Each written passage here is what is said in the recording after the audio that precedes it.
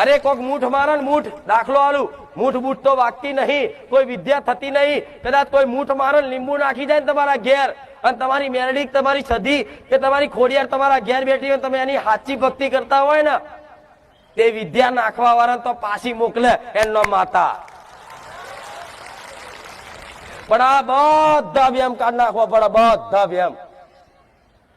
રાતે કોક આઈને કદાચ અંગૂઠો ખેંચીને ઉઠાડી જાય ને તો એ હલે કે તું જોણે, હું ચો ઓળખું, મારી એવી દ્રષ્ટિ નહીં કે કોઈ એમને ઓળખવાની.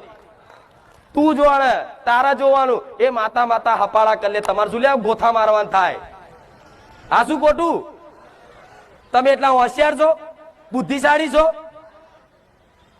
મારી આ ચયું દેવ હતું તમને ના ખબર પડે તો કઈ નહીં માતા તું જોણે, તું માતા છું. હું મારા તો એવી દ્રષ્ટિ છે કે કોઈ માતાને હું જોઈ શકું કે આ માતાનું દુઃખ ચમ છે, આ શક્તિ નડવા કેમ આવી છે એ તને દેખાય છે. તું કે જા, તું જે રીતે વ્યવહાર કરાવે એ રીતે સપને કહું તો મારે પર